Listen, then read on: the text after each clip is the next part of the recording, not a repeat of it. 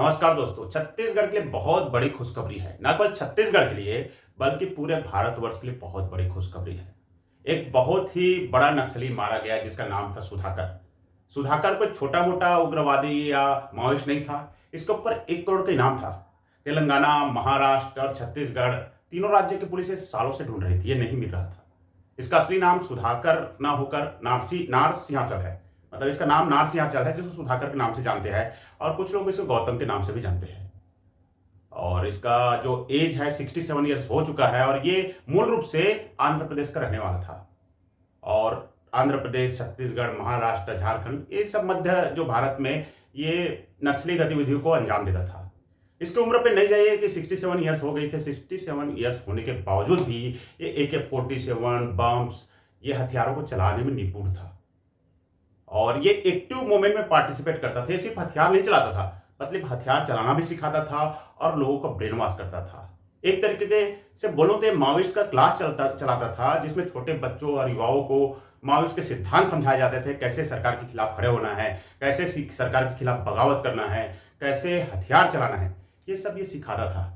मेरा तो ये मानना है कि 100-200 माओइस्ट मारने से अच्छा है एक माओइस्ट के लीडर को मारो, क्योंकि अगले 1 साल में 100-200 ऐसे ही सोच वाले माओइस्ट फिर तैयार कर देंगे।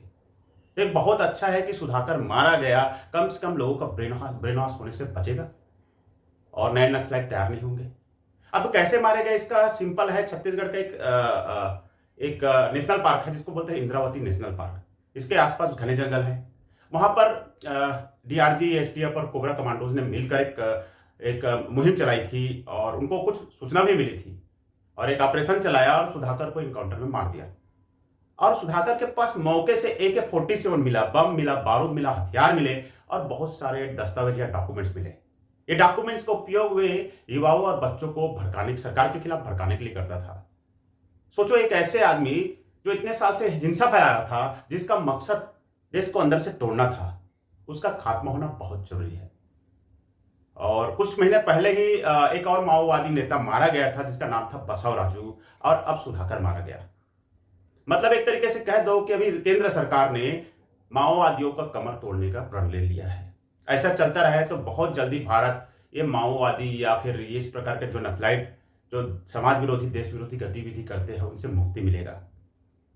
मैं तो ये कहना चाहता हूं जनता से, सरकार से आपको नाराजगी हो सकती है और आपको हक भी है नाराजगी करना, लेकिन सिस्टम को सुधारना भी जरूरी है।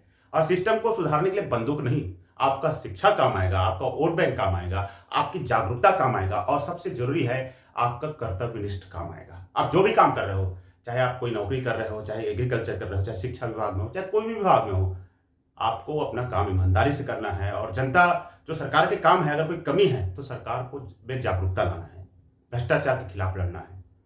यही सही मायनों में एक भारतीय होने का काम है। हमको ना तो सुधाकर जैसा बनना है, ना तो बसव राजू जैसा बनना है जो बंदूक उठाकर सरकार के विरुद्ध काम करे या समाज या देश में आतंक फैलाए। हमको तो एक सामान्य नागरिक तथा देशभक्त बनना है। जय हिंद, जय भारत।